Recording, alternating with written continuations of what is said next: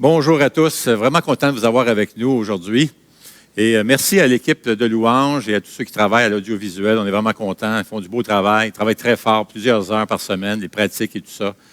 Merci à tous ces bénévoles et ceux qui travaillent aussi avec les enfants, évidemment. Moi, j'aimerais vous dire quelque chose et c'est très important. Même si vous ne le réalisez pas, vous êtes beaucoup plus important et influent que vous ne le pensez. Vous ne le réalisez peut-être pas, mais tu es beaucoup plus important et influent que tu ne le penses. Et c'est ce qu'on va voir dans le passage qu'on va regarder aujourd'hui. Et comme vous savez, on est en train de faire une série dans le livre des Actes. Et bon sang, c'est tellement édifiant, agréable et inspirant de passer de parcourir ce livre des Actes.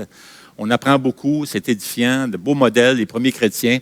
Mais c'est ce qu'on va découvrir aujourd'hui, dans le passage qu'on va regarder dans le livre des Actes. Maintenant, c'était une période très difficile, même qui faisait peur pour les premiers chrétiens parce que c'était intense.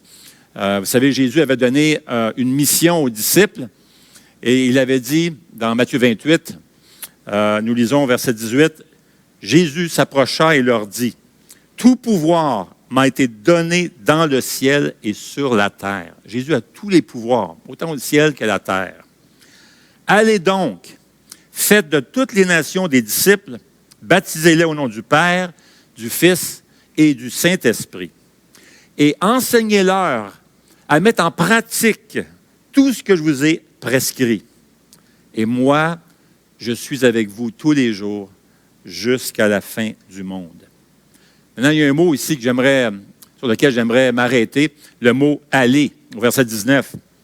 Allez et faites de toutes les nations des disciples. En l'autre mot, là, les disciples étaient à Jérusalem et Jésus est en train de leur dire, ne restez pas à Jérusalem avec le message de l'Évangile que je vous ai confié. Je vous donne cette mission d'aller faire de toutes les nations des disciples. Ne restez pas ici à Jérusalem, mais allez ailleurs. Allez. Et d'ailleurs, Jésus va préciser encore plus le plan d'action pour répandre le message de l'Évangile. D'ailleurs, ça va arriver dans Actes 1:8, juste avant son départ, juste avant de monter au ciel. Jésus va dire aux disciples, avant de partir puis répandre mon message de l'Évangile, voici ce que vous allez faire. Vous allez attendre un petit peu. Vous allez attendre que le Saint-Esprit descende sur vous. Vous recevrez une puissance lorsque le Saint-Esprit viendra sur vous. En d'autres mots, vous ne pourrez pas accomplir cette œuvre et cette mission sans la puissance du Saint-Esprit qui va vous accompagner. Alors, attendez à Jérusalem. Le Saint-Esprit va descendre sur vous et quand le Saint-Esprit sera là, il va vous donner cette puissance pour aller proclamer le beau message de l'Évangile. Alors là, il continue. Il va même préciser maintenant le plan d'action.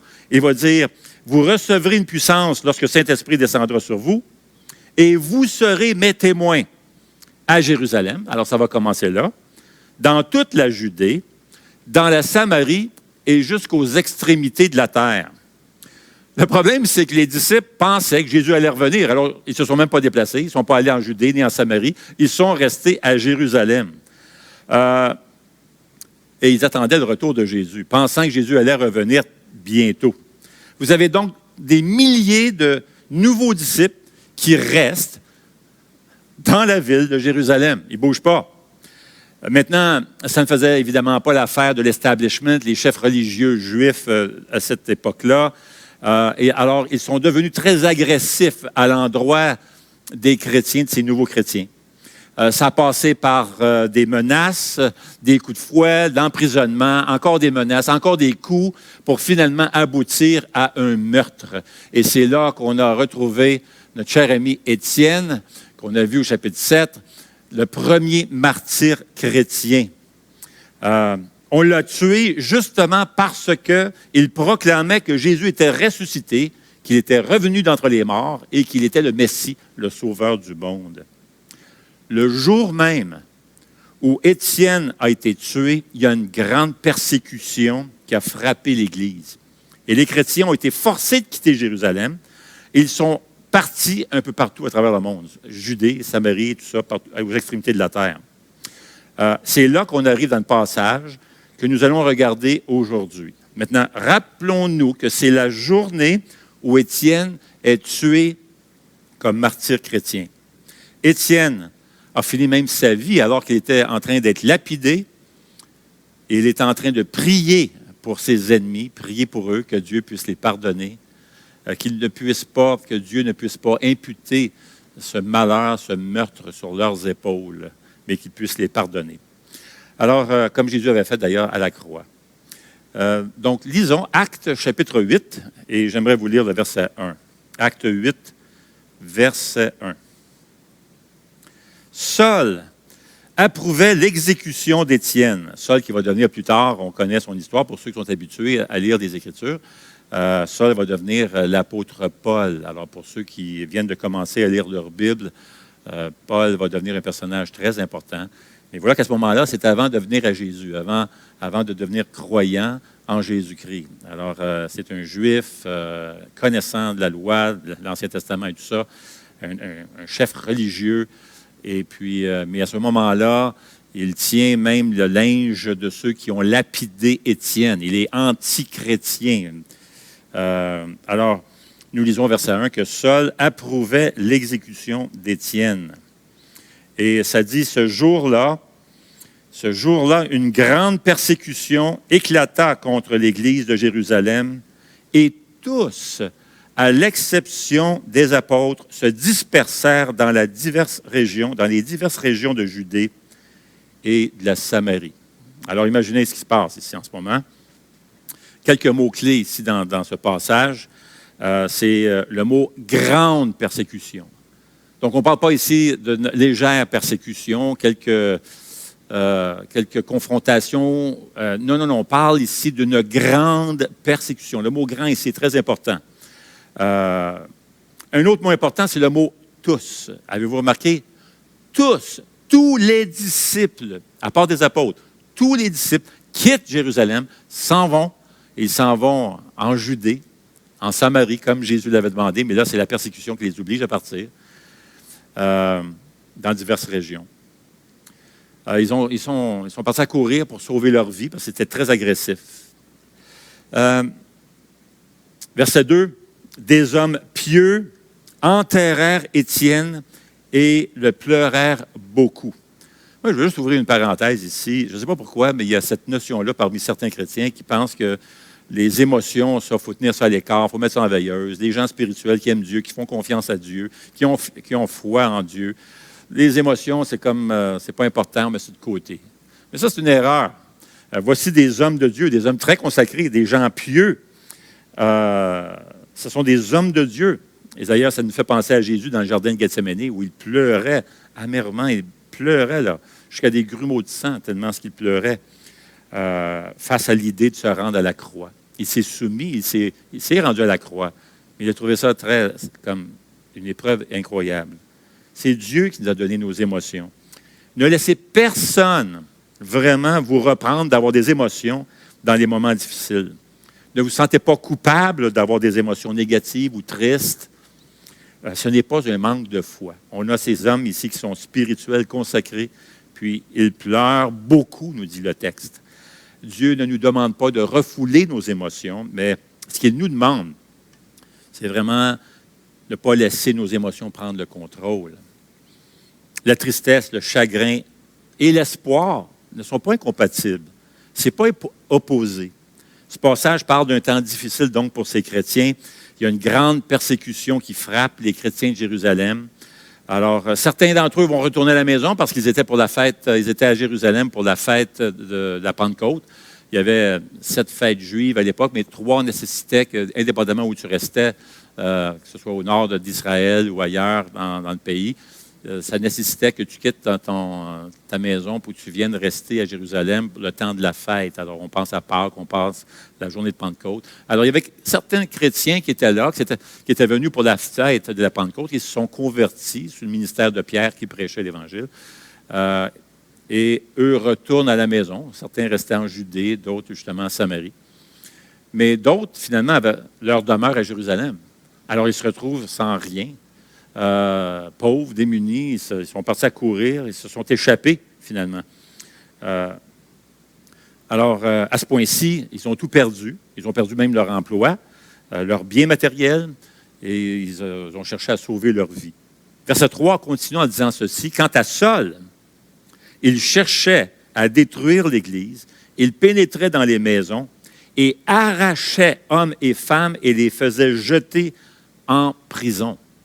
Ce que Saul voulait faire à ce moment-là, c'était vraiment de détruire l'Église. On va même lire ailleurs qu'il en a fait tuer quelques-uns. Pas juste les mettre en prison. Et verset 4 continue en disant « Ceux qui avaient été dispersés allaient de lieu en lieu et annonçaient la bonne nouvelle de la parole. » Imaginez, la persécution ne les a pas arrêtés. Qu'est-ce qu'ils ont fait? Ils ont commencé à remplir finalement la mission que Jésus leur avait confiée, à savoir d'apporter le message de l'Évangile en Judée, en Samarie et aux extrémités de la terre. Ça a pris cette persécution-là, même si c'est atroce, pour provoquer l'Église finalement à se répandre puis apporter le message de l'Évangile. Alors, il raconte la bonne nouvelle à tous ceux qu'il rencontrait ou à la plupart des gens. Et c'est vraiment intéressant parce que ça parle de tout le monde. En d'autres mots, chaque chrétien est en mission. C'est intéressant, ça, ici. Là. Ceux qui avaient été dispersés allaient de lieu en lieu et annonçaient la bonne nouvelle. Voyez-vous, chaque chrétien a reçu cette mission de refléter l'amour de Jésus-Christ et répandre la bonne nouvelle. Alors, ce n'est pas juste aux apôtres, ce n'est pas juste aux pasteurs, c'est pas juste... non, c'est vraiment tout le monde. Et parce que ça le dit bien dans le passage, ce sont les disciples. D'ailleurs, les apôtres ont resté à Jérusalem. Alors, ces gens-là, ces disciples, ces premiers disciples-là, vont partout et répandent le beau message de l'Évangile. Alors, ça nous emmène ici à réaliser que chaque chrétien a une mission. Vois-tu comment tu es important? Vois-tu l'influence que tu as? Tu es en mission.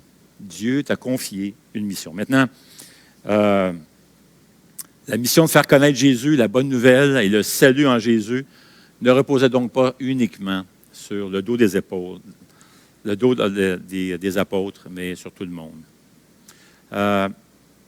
Et n'oublions pas que le Saint-Esprit est descendu sur chaque croyant, chaque disciple, pas seulement les apôtres. Alors, chaque chrétien a pour mission de refléter Jésus. On peut choisir où on va aller remplir cette mission. Il y en a certains même qui choisissent d'aller en mission à l'extérieur du pays. Certains s'en vont en Afrique ou ailleurs, en Inde. Oui, certains choisissent, mais d'autres pas. D'autres restent, ou même ils choisissent de rester là, mais même d'autres n'ont pas le choix, finalement, de rester à l'endroit où on est, quel que soit l'endroit où on se trouve, que ce soit par choix ou non, le Seigneur nous a confié une mission. Il n'y a pas de différence. Que vous soyez exactement où vous voulez être ou pas. Où qu'on soit, on a un ministère. Le Seigneur nous confie un ministère, confie une mission. Et cette même mission, c'est la même mission que les premiers chrétiens avaient finalement. C'est répandre le beau message de l'Évangile. Faire connaître Jésus. Maintenant, on ne parle pas ici d'aller dans le stationnement d'un centre d'achat, des promenades, ici dans le cas de Gatineau, puis de prêcher l'Évangile à haute voix. Là. On voit ça des fois. Je suis déjà allé visiter New York, puis tu vois des gens dehors et tout ça. Bien, je n'ai rien contre ça, c'est correct. Mais ce n'est pas tout le monde qui est appelé à agir de cette façon-là. Non, on ne parle pas de ça ici. Là. Non, c'est notre façon d'être, notre façon d'agir, notre façon de parler, notre langage et tout ça. Les relations que nous avons les uns envers les autres, notre façon de répondre aux questions lorsqu'on nous pose des questions. C'est aussi, parfois, lorsqu'on a l'occasion de partager l'Évangile, des fois, les portes s'ouvrent et c'est une belle occasion de partager l'Évangile. Des fois, même, Dieu va ouvrir des portes auxquelles on ne s'attend pas. Ça m'est arrivé même, justement, dernièrement, où j'ai reçu un téléphone d'un professeur, d'une enseignante d'une école privée dans la région ici. Et puis, elle m'a demandé si j'accepterais de faire une entrevue avec quelques-uns de ses étudiants dans sa classe. C'était un travail qu'ils avaient. Ils devaient voir c'était quoi le rôle d'un pasteur. Donc, j'avais été référé par le fondateur d'Itinérant Zéro, Ben Leblanc. Puis, j'ai accepté tout de suite, certainement. Alors, on a eu une rencontre avec quelques étudiants. Ils m'ont posé toutes sortes de questions. J'ai eu l'occasion de pouvoir parler de mon rôle. Et à un moment donné, c'est vraiment intéressant parce qu'ils ont dit qu'est-ce que vous voulez dire? On est allé visiter votre site web de l'Église et tout ça, puis on s'est rendu compte, on a vu, c'est égliselesentier.com, et puis on a vu votre mission, votre vision. Votre vision, c'est de saturer la ville de Gatineau avec le message de l'Évangile en parole et en action, et influencer la francophonie. Alors, pouvez-vous nous expliquer cette vision-là, s'il vous plaît? Qu'est-ce que vous voulez dire par ça? Saturer Gatineau avec le message de l'Évangile. Alors, j'ai vraiment eu la belle occasion de pouvoir partager un peu l'Évangile, partager pourquoi on fait ce qu'on fait, c'est quoi le rôle d'un pasteur et tout ça. Alors, Dieu ouvre des portes comme parfois qu'on ne s'attend pas. Alors, on veut vraiment prendre ces occasions-là avec beaucoup de tendresse et d'amour, avec respect, pouvoir un peu parler de notre foi et parler de Jésus. Alors, ça va arriver. 1 Pierre 2,9 dit ceci: « Vous êtes un peuple choisi, des prêtres royaux, une nation sainte, un peuple racheté, afin de proclamer les louanges de celui qui vous a appelé des ténèbres à sa merveilleuse lumière. » Et c'est ce qu'on est. Jadis, nous étions dans les ténèbres, nous dit ce passage, mais maintenant, nous faisons partie du peuple de Dieu. Nous sommes une nation sainte, choisie par Dieu.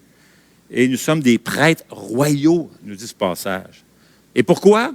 Pourquoi nous avons été choisis, nous faisons partie d'une nation sainte et nous sommes des prêtres royaux. Pourquoi? Bien, le passage le dit, c'est afin qu'on puisse proclamer. Proclamer les louanges de celui qui nous a appelés des ténèbres à la lumière.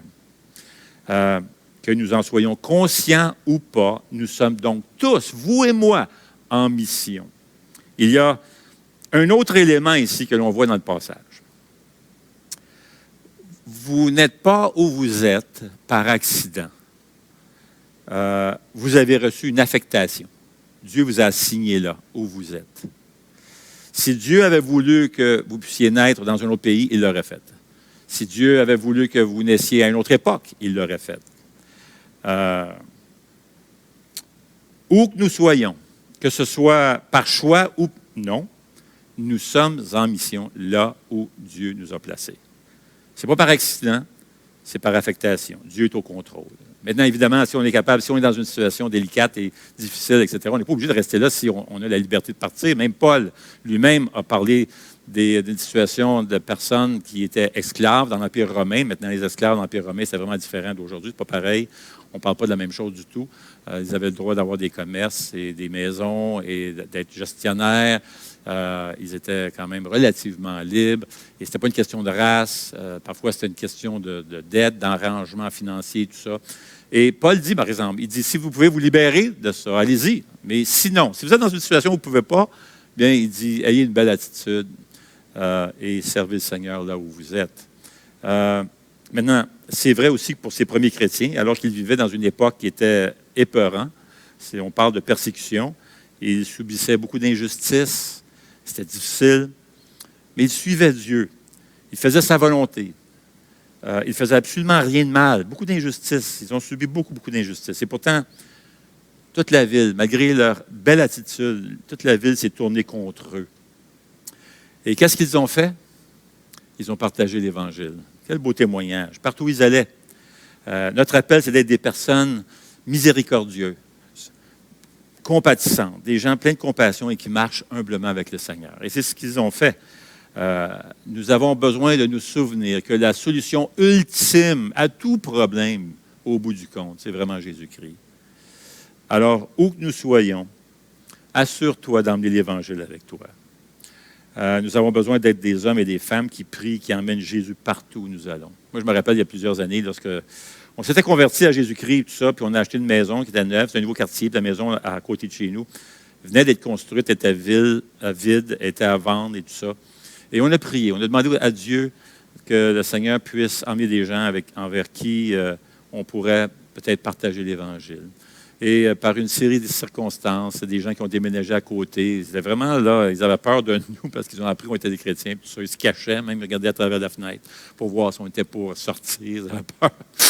Mais finalement, à travers, ça a pris, je pense, 1 an environ. Puis Dieu a permis qu'ils se convertissent au Seigneur. Puis ils sont venus au Seigneur. C'est vraiment beau. Ils sont encore dans une des églises où on allait à l'époque. C'est vraiment beau de voir ça. Alors imagine, les gens ne réalisent pas où tu demeures. En fait, il y a des témoignages juste à côté de chez eux. Imagine-toi ton voisinage. Ils ne savent peut-être pas à l'heure actuelle, pas encore, mais c'est toute une bénédiction pour l'entourage que tu as autour de chez vous, parce qu'ils ne réalisent pas qu'ils seront peut-être exposés un jour, on l'espère, à l'Évangile, à ce beau message de l'Évangile. C'est magnifique quand même. Là. Et c'est ce qu'ils ont fait. Ils ont répandu le message de l'Évangile. Et on a besoin vraiment d'être des hommes et des femmes qui prient et qui emmènent Jésus partout où nous allons. Et ça veut dire que nous allons amener l'amour, nous allons prendre le temps d'écouter les gens, nous allons nous intéresser aux gens. On ne veut pas s'enfermer chez nous, on ne veut pas parler à personne. Au contraire, on veut rayonner l'amour de Jésus-Christ partout autour de nous. peut chercher à démontrer la compassion de Jésus. Maintenant, où que nous soyons, on peut avoir donc deux influences, deux sortes d'influences. Il y a deux puissants domaines d'influence spirituelle qu'on peut exercer envers les gens. Il y a un domaine physique et un domaine invisible. Alors, premièrement, on peut avoir de l'influence spirituelle dans le domaine physique. Bien, le domaine physique, c'est des gens qu'on rencontre. C'est nos voisins, c'est des gens, des collègues de travail, des gens qu'on côtoie. Et on peut avoir un beau témoignage, et on veut avoir un beau témoignage de Jésus partout autour de nous. L'apôtre Pierre écrit dans sa lettre, dans 1 Pierre, chapitre 2, verset 12, « Ayez une bonne conduite au milieu des non-croyants, afin que là même où ils vous calomnient, comme si vous faisiez le mal, ils remarquent vos belles manières, votre belle manière d'agir, et rendent gloire à Dieu le jour où il interviendra. » Alors, le domaine physique fait simplement référence à notre témoignage que nous pouvons rendre autour de nous. Nos actions, notre façon d'agir, notre façon de parler, d'écouter, ma compassion pour les gens, mon amour, alors que mes paroles, mes gestes, mon comportement reflètent l'amour de Jésus. Je n'ai pas besoin d'avoir toutes les réponses lorsqu'on me pose des questions, ce n'est pas nécessaire, mais ce que j'ai besoin, c'est vraiment de marcher humblement devant mon Dieu, d'aimer Dieu plus que tout et d'aimer mon prochain comme moi-même. Voilà le premier domaine où je peux avoir une influence spirituelle. C'est le domaine physique, mais il y a un autre domaine aussi, c'est le domaine invisible. Des choses pas nécessairement des gens qu'on côtoie ou à qui on parle. Maintenant, on ne parle pas ici de l'impact que je peux avoir avec les gens que je rencontre ou dans mes relations. C'est l'impact que je peux avoir avec ma propre marche avec Dieu, dans mes prières personnelles. C'est le domaine invisible. Et c'est se tenir, une expression que la Bible va se servir, et on va revenir là-dessus tantôt, c'est se tenir dans la brèche. C'est une phrase qu'on va retrouver. Se tenir dans la brèche. Et dans le domaine spirituel, j'ai le privilège de pouvoir me tenir dans la brèche pour les gens, intercéder. C'est l'endroit où j'intercède pour les gens. Ça devient une source de protection, comme une sorte de clôture autour des gens. L'influence spirituelle invisible peut toucher divers groupes et on peut favoriser la protection de Dieu envers différents groupes.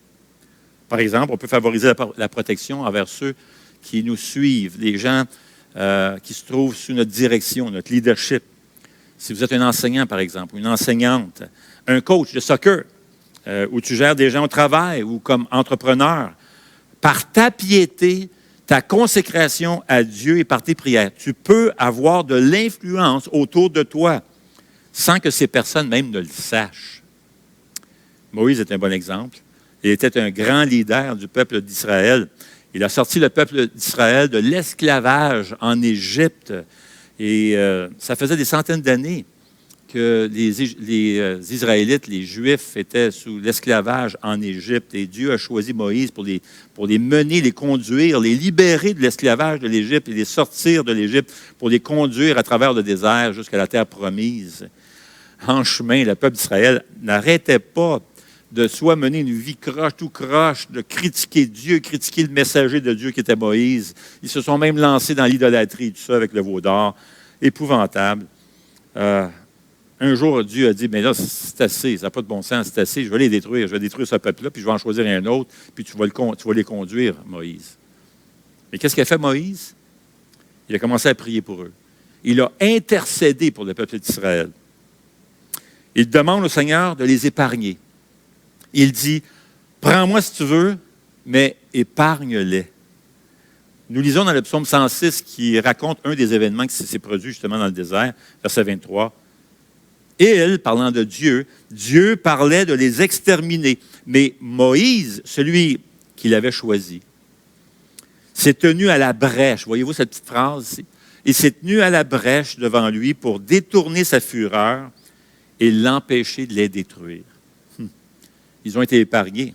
Ils ont été protégés parce que c'est Moïse. Moïse a prié, il a plaidé pour eux. Il s'est tenu à la brèche. Il se trouve un autre groupe auquel on peut avoir une influence spirituelle sans même que ce soit visible ou que les gens le sachent. C'est auprès de notre communauté, notre ville, notre nation. connaissez fort probablement l'histoire de Sodome et Gomorrhe. Dieu dit, c'est assez, cette ville est tellement corrompue, le temps est arrivé, je vais la détruire. Mais vous savez, toute la ville aurait été épargnée s'il y avait eu seulement 10 personnes justes qui marchaient avec Dieu dans cette ville-là. Dieu envoie des anges pour détruire la ville de Sodome et Gomorrhe. Et Dieu dit, bien, je vais le dire à Abraham. Le neveu d'Abraham était là, Lot. Et je vais le dire à Abraham.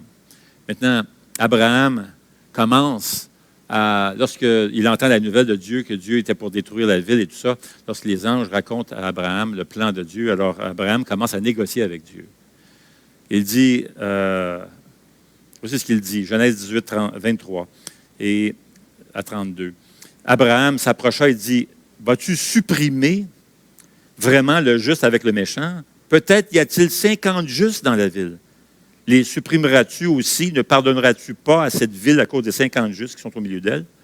Et Dieu répond, OK, je vais les épargner s'il y a 50 personnes qui marchent avec moi. 50 justes, je vais les épargner. Alors là, Abraham pense à son affaire et dit, ben écoute, OK, s'il y en a 45, s'il y en a 45 de justes, est-ce que tu vas les épargner la ville? Il dit oui. OK, 40, oui. 30, oui. 20, oui. Et là, Abraham, pas de calculatrice, mais il commence à compter dans sa tête, il dit 10, parce que là, il calcule son neveu, Lot, sa femme, les enfants. Ça fait combien? Peut-être qu'il en manque peut-être 2. On devrait être capable de trouver 2. 10, tiens, 10. S'il y a 10 juste dans la ville, est-ce que tu vas être correct? Vas-tu épargner la ville? Et Dieu dit oui, pas de problème. Mais il y avait un problème, parce qu'il n'y avait même pas 10 juste dans la ville. Et finalement, la ville a été jugée. Il existe un autre passage dans Ézéchiel 22, 23 jusqu'à 33, où Dieu parle de juger un peuple. Il passe en revue différents groupes de personnes. Il fait toute une liste. Là. Dieu fait une liste. Il commence avec les princes, les chefs d'État, etc. Puis il dit, c'est corrompu, tout ça. Ça n'a pas de bon sens. Toute l'exagération, l'abus, etc. C'est croche. Et après ça, il passe avec les chefs religieux de l'époque. Ça n'a pas de bon sens. C'est l'idolâtrie, tout ça. Alors là, il fait toute la liste. Il descend. Les prophètes même. C'est une gang de menteurs. Ils ne racontent même pas la vérité. Et ils ne me suivent pas. Et puis c'est la même chose avec tout le monde, finalement, tous les citoyens. Alors, voici ce que Dieu dit dans Ézéchiel 22, 30. Dieu dit, je cherche parmi eux quelqu'un, une personne. Il dit, je cherche une personne qui se tienne à la brèche devant moi en faveur du pays pour que je ne la détruise pas. Mais je ne trouve pas. Une personne. Je cherche. Voyez-vous, Dieu qui cherche, Dieu qui poursuit. On a vu ça récemment. Dieu poursuit pour trouver quelqu'un qui va plaider pour le peuple et il est prêt à tout changer, son plan. User de miséricorde. Réalisez-vous l'influence que tu as? Une personne. Réalises-tu l'influence que nous avons envers notre propre pays? Les chefs d'État ne le réalisent pas, mais nous avons toute une influence sur notre pays. Pas juste par notre vote, mais par nos prières. Ne trouvant personne, Dieu finalement envoie son propre Fils. Ça a été la personne qui s'est tenue à la brèche. Non seulement ça, il a pris le jugement sur ses épaules. Et ça, c'est Jésus. Et maintenant, grâce à Jésus, on peut intercéder pour notre peuple, notre nation, pour notre ville, pour notre communauté, notre voisinage, au nom de Jésus. Il est notre avocat.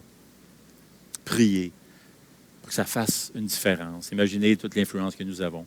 10 personnes qui prient ensemble pour notre pays. Ça, c'est ton groupe maison, peut-être. C'est peut-être ton groupe en mission, ça. C'est peut-être 10. Imaginez.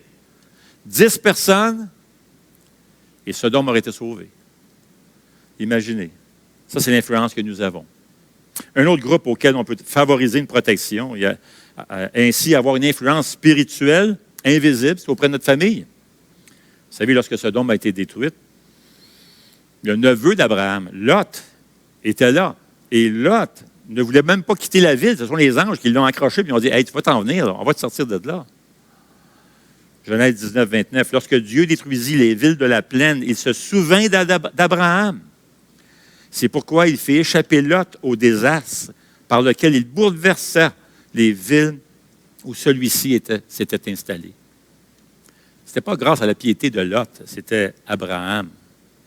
Proverbe 14, 26 dit ceci, « Celui qui craint l'Éternel possède un puissant appui, et ses enfants ont un refuge auprès de lui. » Et encore 1 Corinthiens 7, 14, ça dit Paul, inspiré du Saint-Esprit, dit « Le mari non-croyant bénéficie de la sainteté de sa femme, et la femme non-croyante bénéficie de la sainteté de son mari. » Ce n'est pas que notre attitude, ce n'est pas qu'on sauve, qu'on procure la vie éternelle à notre conjoint, si elle n'est pas croyante, juste par ma sainteté ou ma piété. Non, non, non, ce n'est pas ça que ça dit, là.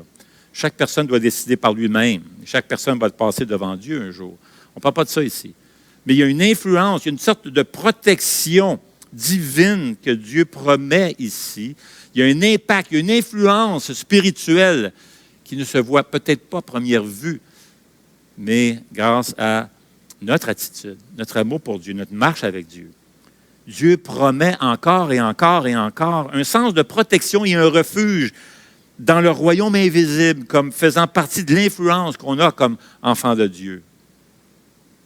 Alors, comment on se tient à la brèche? Bien, c'est très simple, il y a deux façons, finalement. On se tient à la brèche quand on marche avec Dieu, ta piété, ta marche avec Dieu. C'est suivre sa parole, mettre en pratique sa parole, finalement, obéir au Seigneur. Il ne s'agit pas d'être hyper religieux, connaître toute la Bible par cœur. Non, non, c'est pas ça. C'est d'aimer Dieu de tout ton cœur, de toute ta force, de toute ta volonté, et d'aimer ton prochain comme toi-même. Ça va avoir des répercussions, ça va se traduire par des gestes concrets, cet amour-là, envers notre prochain. Michée 6,8 dit ceci, « On t'a fait connaître aux hommes ce qui est bien, et ce que l'Éternel demande de toi, c'est que tu mettes en pratique le droit, que tu aimes la bonté et que tu marches humblement devant ton Dieu. » Alors, on se tient à la brèche quand on marche avec Dieu. Et l'autre façon, c'est de prier avec persévérance. 1 Pierre 3,12 dit ceci, « Les yeux du Seigneur sont sur les justes et ses oreilles sont attentives à leurs prières. » Cette expression-là, ses oreilles sont attentives, ça ne veut pas juste dire que, oui, je t'ai bien entendu. Non, non. Dans les Écritures, ce que ça veut dire, quand Dieu il est dit, « Je t'ai entendu », lorsqu'on voit Dieu t'a entendu, ça veut dire qu'il exauce, il tend sa main. Maintenant, ce ne sera peut-être pas toujours sa volonté, ce qu'on lui demande. Et Dieu le sait, ce qui est mieux pour nous, il nous aime et on lui fait confiance. On sait que le dénouement lui appartient. Mais on prie, on demande. Et il veut qu'on le fasse, qu'on demande. Jacques 5,16 dit ceci, « La prière du juste agit avec une grande force. » Notre marche avec Dieu et nos prières sont tellement puissantes. Vous connaissez peut-être l'effet papillon. C'est Edward Lorenz qui est arrivé avec cette théorie. Il prédisait la météo utilisant les premiers modèles informatiques. Et parfois, pour accélérer les choses, il a modélisé quelque chose. Il obtenait un résultat. Et pour accélérer les choses, il voulait refondre le modèle et voir comment ça fonctionnerait. Alors, il a fait des tests. Alors, il a commencé quelque chose comme à mi-chemin. Et comme il le faisait, au lieu des calculs originaux, il a voulu simplifier ça. Il a enlevé des chiffres insignifiants, qu'il jugeait, lui, insignifiants. Un peu comme, si je disais 25 $ et 5 sous. Bien, 5 sous, regarde, 5 sous, on va arrondir ça à 25 $, tu sais. Alors, lui, c'est ce qu'il a fait. Il a éliminé ces virgule 01 ou ces virgule 12. Alors, il a tassé ça. Et qu'est-ce qui est arrivé? Voici ce qu'ils ont découvert. C'est que lorsque quelque chose était arrondi comme ça, qui semblait insignifiant à ce moment-là, ça avait un impact sur le résultat. Le modèle entier changeait.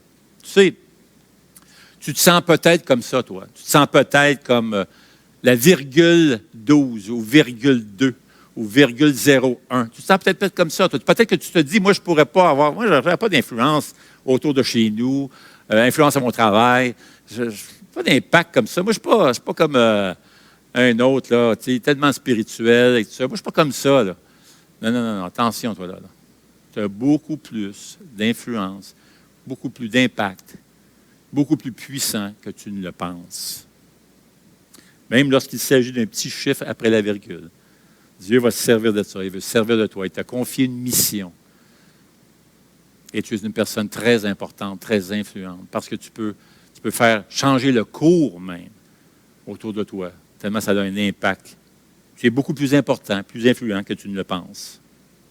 Et ma prière, c'est que notre monde soit différent, notre communauté soit différente, que notre nation soit différente, que nos familles soient différentes, parce que nous aurons fait notre part. Alors, mes chers amis, tenons-nous à la brèche. Tiens-toi à la brèche. Prions le Seigneur. Eh bien, Seigneur notre Dieu, comme on le voit dans ce passage aujourd'hui, bon sang, Seigneur, tu nous as confié tellement une mission importante, mais aussi tu nous as donné le Saint-Esprit en nous, cette puissance qui nous est disponible afin justement d'avoir un impact, avoir des incidences, créer vraiment une influence autour de nous, même jusqu'à sur notre pays. Seigneur, on te prie que par ta grâce, tu nous aides à assumer cette mission, à remplir cette mission. Chacun dans le domaine où est-ce qu'on se trouve, que nous ayons choisi l'endroit, l'emplacement où nous sommes. Seigneur, tu nous confies cette mission et on veut faire comme ces premiers chrétiens. Aller partout et annoncer cette bonne nouvelle de Jésus. Merci Jésus, parce qu'un jour, tu es venu nous chercher. Moi, Seigneur, je suis tellement touché lorsque je me rappelle que tu m'as emmené même jusqu'à Gatineau un jour pour rencontrer un de mes clients. 2 heures de route. Rencontrer un de mes clients qui a ouvert la Bible, il m'a parlé de Jésus. Et Seigneur, tu m'as poursuivi. Tu es venu me chercher. Merci Jésus pour ta grâce et ta compassion. Et tu veux que je fasse la même chose. Que ce que mon client a fait, Seigneur, tu veux que je fasse la même chose envers les autres. Répandre ce beau message de l'Évangile. Merci Jésus. On te prie ces choses en son nom pour ta gloire. Amen.